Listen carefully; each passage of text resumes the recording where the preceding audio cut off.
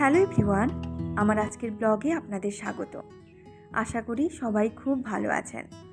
আজকের ব্লগে শেয়ার করব আমার মর্নিং রুটিন আর খুব সাধারণ ডালিয়ার রেসিপি। আজ দিনের শুরু হয়েছিল 5টায়, আর এত সুন্দর নির্মল আকাশের দৃশ্য দিয়ে দিনটা শুরু করলাম। চলুন একসাথে আমরা সকালটা কাটাই। ফ্রেশ হয়ে সকালে বই নিয়ে বসলাম। আমি চেষ্টা করি সকালের কোনো কাজ করার আগে পড়াকে কিছুটা সময় দিতে। 1 ঘন্টা পড়ার পর নিজের জন্য চা বানিয়ে নিলাম 1 কাপ। আজ থেকে চিনি ছাড়া চা খাওয়া শুরু করলাম। তারপর ছাদে গিয়ে দেখি সে এক অপূর্ব দৃশ্য। ভাড়া বাড়ির খোলা ছাদ থেকে কাঞ্চনজঙ্ঘার চূড়া পরিষ্কার দেখা যাচ্ছে।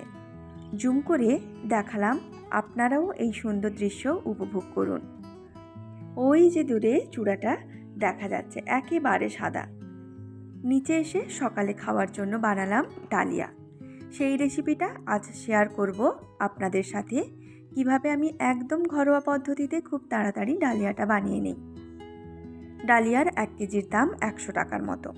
আমি ব্লিঙ্কিট থেকে 500 গ্রাম এনেছিলাম 45 টাকা দিয়ে।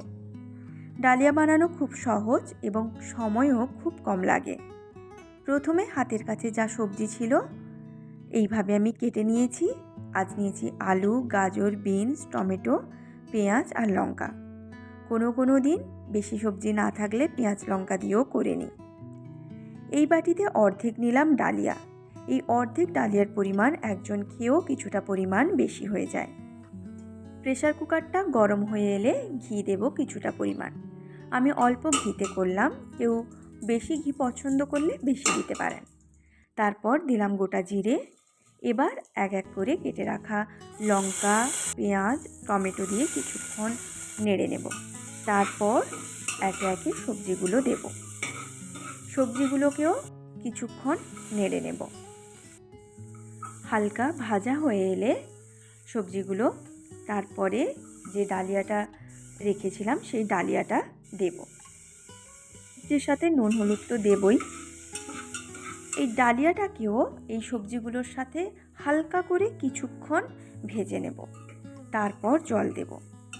যতটা ডালিয়া নিয়েছি তার দ্বিগুণ জল দেব। জলের পরিমাণটা নিজেরা একটু দেখে নেবেন।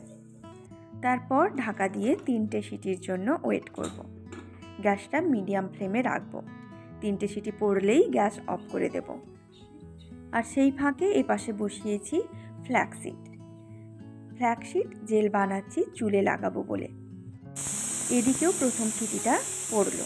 এইভাবে 3টা সিটি পড়লে গ্যাস বন্ধ করে দেব। তারপর ঠান্ডা হলে ঢাকনাটা খুলব। ফ্ল্যাক্সিড জেলটা ছেঁকে নিচ্ছি। এই জেলটা মাথায় 30 মিনিট রাখবো, তারপর ধুয়ে নেব। ফ্রেশ হয়ে এসে পুজো করে কাপড় জামাগুলো রোদে দিয়ে এসে এবার ডালিয়ার ঢাকনাটা খুলব। আমাদের ডালিয়া রেডি, হেলদি আর অনেকক্ষণ পেট ভরা থাকে। এই বাটিতে 1.5 বাটি মতো হয়েছে, তাই ডালিয়াটা দেওয়ার আগে পরিমাণটা দেখে নেবেন, না হলে অনেকটা বেশি হয়ে যাবে। খুব সাধারণভাবে ডালিয়াটা বানিয়ে নিলাম। আজ আপনাদের সাথে শেয়ার করলাম রেসিপিটা। ভিডিওটা আজ এখানেই রাখছি। খুব ভালো থাকবেন। নতুন ব্লগে আবার দেখা হবে।